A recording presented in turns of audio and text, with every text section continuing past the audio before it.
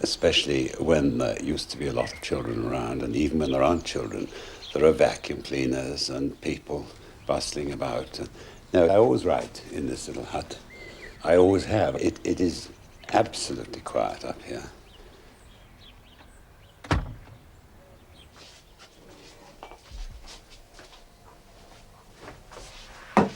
It may not be pretty or tidy, and it certainly hasn't been cleaned, and the floor hasn't been swept for 5 years at least. So it's full of everything. The only thing I did remove about 2 years ago, we had a goat that got in, and there was some goat droppings on the floor, and I thought, well, I better get a dustpan and sweep those up, and I did.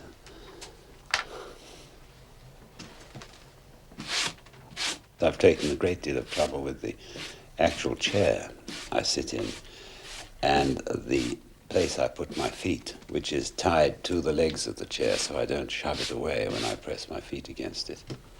Also in the winter I get into a sleeping bag, and that's right up to my chest. Keep the feet warm, the legs warm.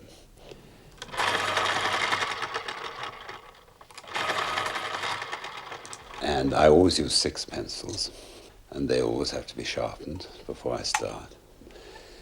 Finally, you get settled. You get into a sort of nest and get really comfortable. And then you're away. The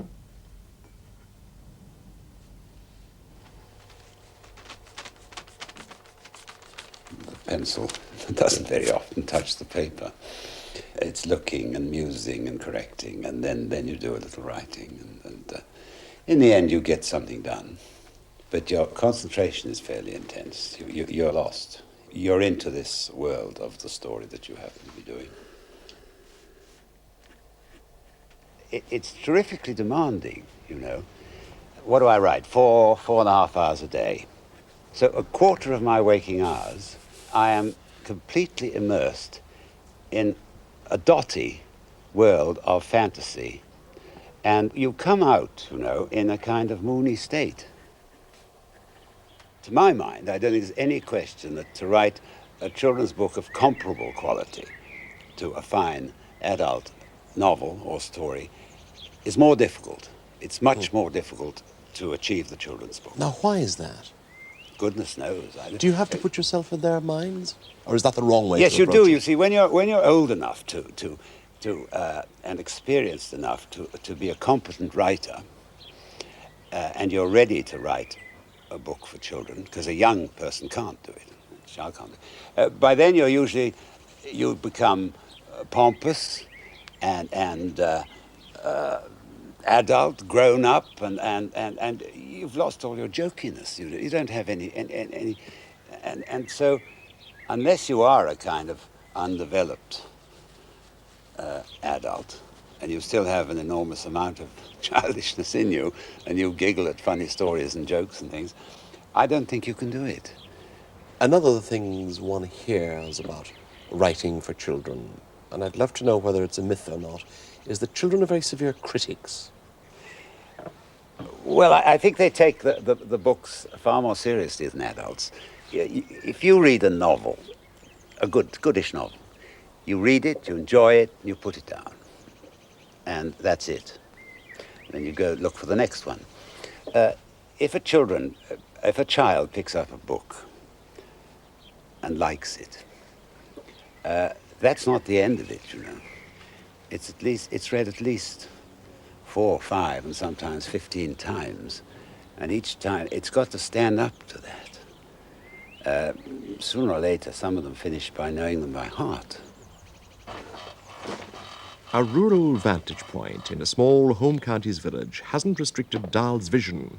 His wide-ranging interests, from the domestic to the romantic, contribute hugely to the pleasure of reading his books. His stories are like his life, full of offbeat bits of colour and knowledge.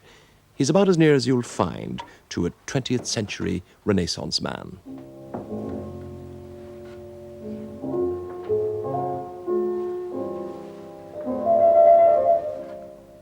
And inside that head, there's a controlled kaleidoscope of riotous imagination, immense literary skill, and, most important of all to him, the sheer enjoyment of living.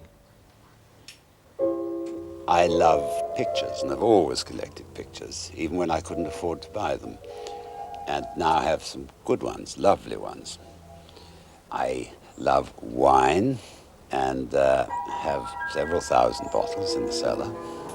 I love furniture, especially 18th century English furniture. I love cultivating plants, especially orchids. A lot of things, you know. I think nearly everyone, every sane and semi-intelligent person likes those sort of things.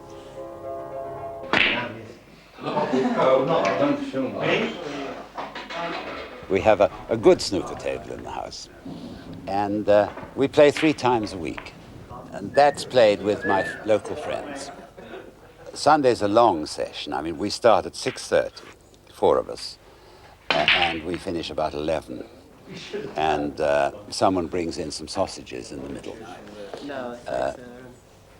That's lovely, snooker. I mean, it is so difficult to play, you see.